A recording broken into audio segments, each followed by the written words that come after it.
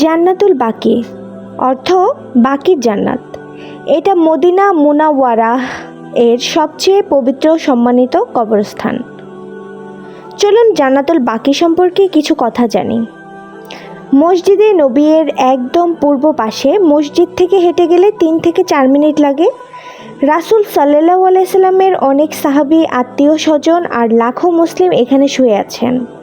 রাসূল সাল্লাল্লাহু আলাইহি সাল্লাম নিজেও মাঝে মাঝে এখানে এসে কবরবাসীদের জন্য দোয়া করতেন আর সালাম দিতেন।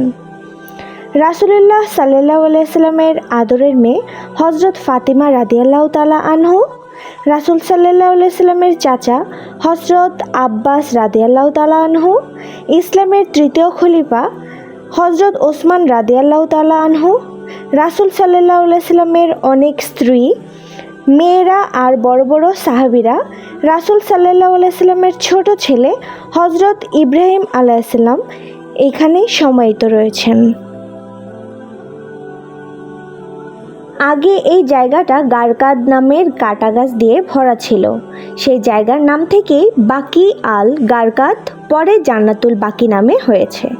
সেখানে গেলে কি করতে হয়? একদম নীরবে সম্মানের সাথে থাকতে হয়। উচ্চ স্বরে কথা বলা বা ছবি তোলা ঠিক না। শুধু সালাম দিয়ে বলতে হয়, আসসালামু আলাইকুম ইয়া আহলাল কুবুর, মানে হে কবরবাসীরা, তোমাদের উপর শান্তি বর্ষিত হোক। জান্নাতুল বাকির মাটিতে দাঁড়ালে নিজের মৃত্যু আর আখিরাতের কথা একদম মনে পড়ে যায়, মনটা একদম নরম হয়ে যায়।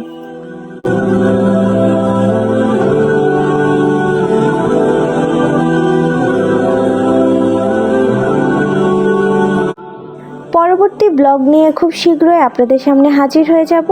সেই পর্যন্ত আপনারা ভালো থাকবেন, সুস্থ থাকবেন। আল্লাহ হাফেজ। আসসালামু আলাইকুম।